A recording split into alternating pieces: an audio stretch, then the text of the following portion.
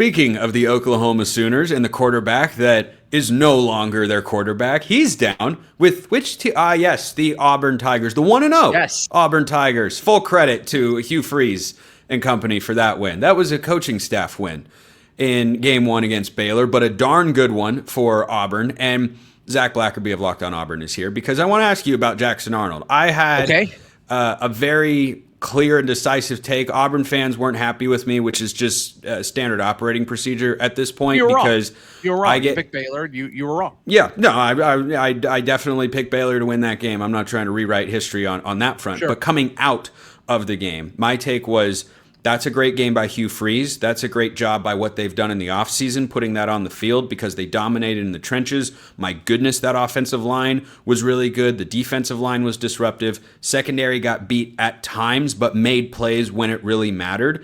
And I didn't walk away with a different opinion of Jackson Arnold because I saw him run around behind an O-line all day and thought, well, I already knew that he could do that. I watched him do it at Oklahoma. The question I had about him going to Auburn is, will he become more refined and capable as a passer? And I'm not saying he can't, but we don't know that after the Baylor game. Is that an unfair take to you? I think so. I think so many folks that have a national platform like yourself just look at Jackson Arnold's final product when it comes to the box score. I mean, it's been pretty clear. Coach Freeze talked about it after I watched every snap of that game. I didn't box score troll on this one. You saw Baylor playing off the line. You saw 2 deep safeties, which is begging you to run the football. So Auburn did over and over and over again. I actually think this is a major step forward for Auburn fans. And I know you made it about Jackson Arnold, which is fine. But I do think a big thing from Auburn's point of view has been last year and the year prior, Hugh Freeze's first 2 years, I think they would have seen that and just thrown it anyway. And now you've got a quarterback that's, running this Hugh Freeze RPO that's actually making the right decisions and putting the offense in a situation to succeed. And that's something that we haven't seen consistently anyway since Hugh Freeze has been here. So what does Jackson Arnold do? Jackson Arnold, pretty much all of his big runs, you can tell on his touchdown run, he's looking at Eric Singleton. You can tell that's the read. It's not there. He takes it. Boom. Touchdown. I don't really know what else you want from the guy.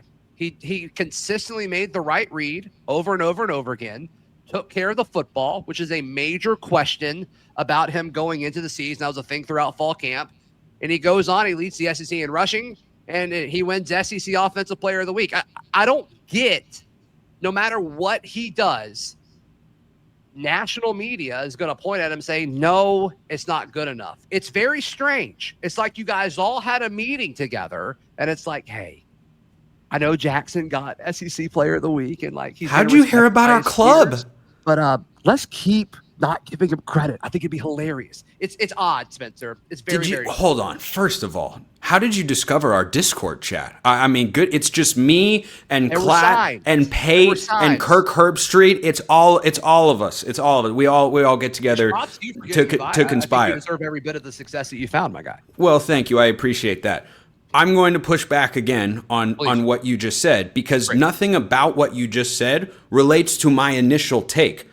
I did not watch Jackson Arnold play that game and think to myself in any way, not just because of the final stat. No, hold on. Do you want him to have an incorrect read in all of this? Do you want him to say, no, absolutely not. But again, I credit that to the coaching staff for the game plan that they had. Because what I heard from Auburn fans all the time was, well, why would they do anything else when they can run the ball that much? They shouldn't. I said the same thing about the Georgia Tech game against Colorado. They were running the ball at will against the Buffs, and they were running their quarterback. And then on a first down, they tried to play action to take a shot. And I went, wait a minute, you're going for 6.5 yards a carry. What are you doing?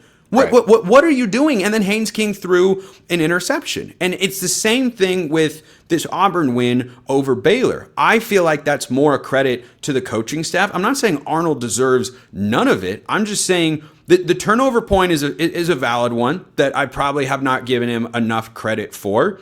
But how many games on Auburn's schedule, Zach? Now, this week against Ball State notwithstanding, how many games? Not a state. By the way. It's not. It is a place. not a state. It is a place in Muncie, Indiana. But how many games on Auburn's schedule this year that Tiger fans want to see them win are going to be able to look like that Baylor game where they go for 300 plus yards on the ground? I'd argue that once you get into conference play, that answer is what, maybe 2? It might be 0.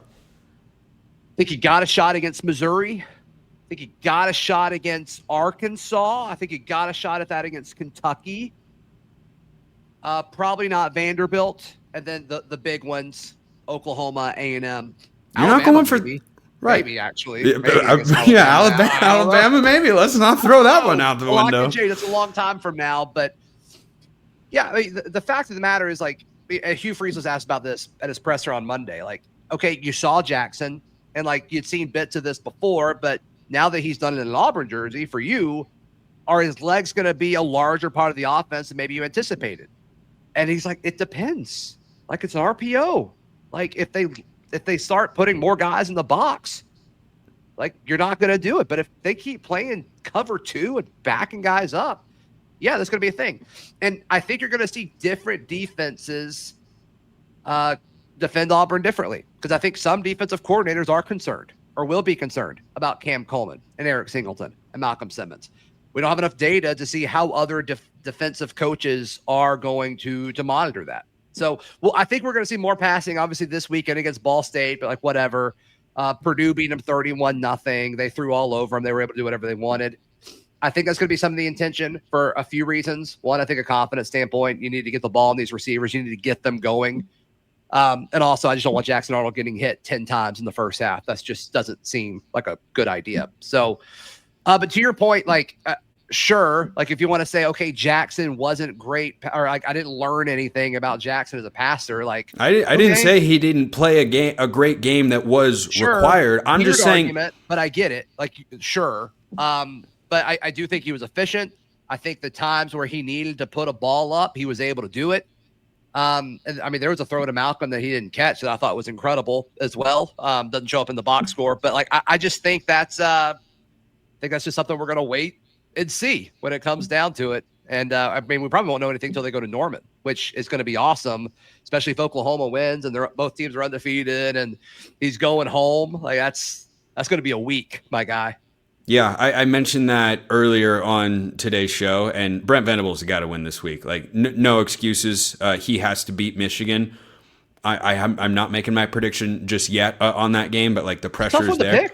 It's a tough one to pick, I think. It is.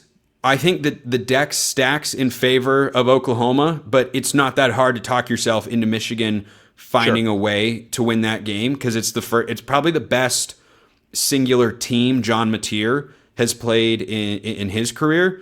You know, he lit it up last week against Illinois State, and this is a more extreme example, but what I'm talking about with Arnold here, like, before I mentally get in the place of, like, I expect you to do this or you're going to go off and go crazy and let's talk about Auburn as a playoff team, like, no, we can talk about Auburn right now as being a good team in the SEC. But when they go to Oklahoma, I agree. I think that's the first test, because it's Ball State this week and then next week is South Alabama.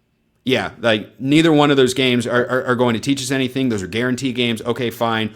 That Oklahoma game. If Jackson Arnold, I will come around, as you said you did on your show. You said Jackson Arnold won you over. Jackson Arnold will win me over as Auburn's starting quarterback if he goes into Norman and wins that game against that Oklahoma defense, and his arm is a difference maker, not just his legs. I guess my thought with it, and I think this is where we're disagreeing, is, like, I don't think the concern for Jackson is anything physical.